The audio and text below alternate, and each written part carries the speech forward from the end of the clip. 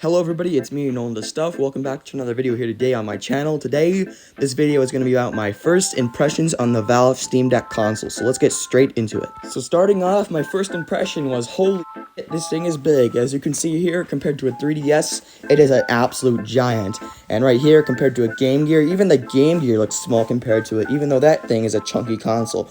The Steam Deck is pretty big. And here it is compared to the Nintendo Switch. And if you thought this was big, no, the Steam Deck is much bigger. The Switch feels like a mini console compared to it. It's crazy. And it's literally the same length as the Xbox Series S, so that's just kind of crazy. Right, so once you use this thing in a handheld form, as you can see, it's pretty nice actually. It doesn't look too bad from the back. As you can see, the controller parts do kind of stick out a little bit, if you could see that. But other than that, it's fine. And also, for the controller itself, we got these two little trackpads here. Yeah, look at that in frame, two trackpads here. We got two select buttons, one for Steam and one for options. You can see your battery, you can see your frames per second and the temperature the machine's running at. Up here you got your two joysticks, you got your D-pad, you got a select button and a start button. I also got the four A, B, C, X, Y, A, B, X, Y, I can never remember those. But yeah, you got the four normal buttons up there. Up here you got your two trigger buttons on each side, obviously. And a nice addition, you got these four little clicker thing buttons. I don't really know what they do that much, but they're there and they work, I guess. So yeah, that's the controller. And I've heard a lot of my friends think that having all the buttons and joystick stuff up here and then having the rest of the controller area just like a mouse pads would be weird. But honestly, if you hold it up higher, it feels just normal. It's fine.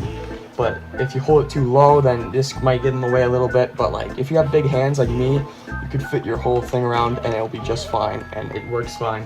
And these mouse pads are pretty nice too, so I like them.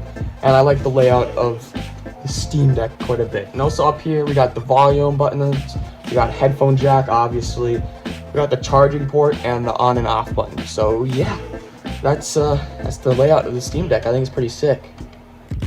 Now I'm going to talk about the little three-dotted button thing. It brings you into the menu and you can see your battery power. You can also change the frames per second limit, and you can also see the performance. See how many frames you're running, see the temperature to make sure it doesn't overheat or anything, and see how smooth the game is running, which I found very helpful.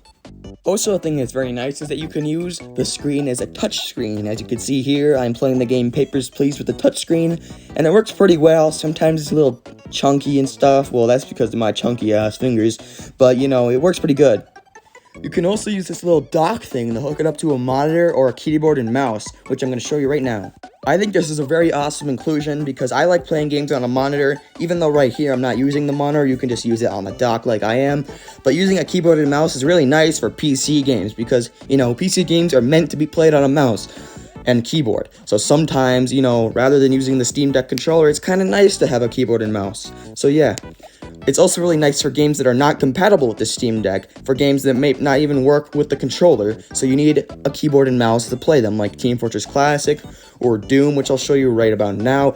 Doom works really well with the keyboard and mouse too, so games like that, it's just better to have a keyboard and mouse, obviously, so that's a very nice inclusion. I've been using it quite a bit, so yeah. Alright, so that was the end of the video. Hopefully you enjoyed my little first impressions video on the Steam Deck. Sorry it wasn't that long, you know, it is first impressions, so I don't have a crazy amount to say or talk about because it is my first impressions, and I've only had it for a few days now. I got it for a Christmas gift. I've only probably sunk in only 20 hours in this thing so far, so not a crazy amount of playtime quite yet. So yeah, but I'll probably make more videos on it in the future, my future thoughts and just games on here and stuff. And so far, it's a pretty sick console. I love it a lot. I've been addicted to it. I put 20 hours into it already, which isn't a crazy amount, but for, you know, 3 days of having it, it is, you know, a couple hours a day. So I love this thing a lot. So yeah, but that was the end of the video. Hopefully you enjoyed. Hopefully you had a good Christmas too and got crazy gifts and stuff like that. And I'll see you in the next one, probably in the year rewind for this channel, 2022 rewind. So I'll see you in that video coming up in a few days. So yeah, Happy New Year's and bye.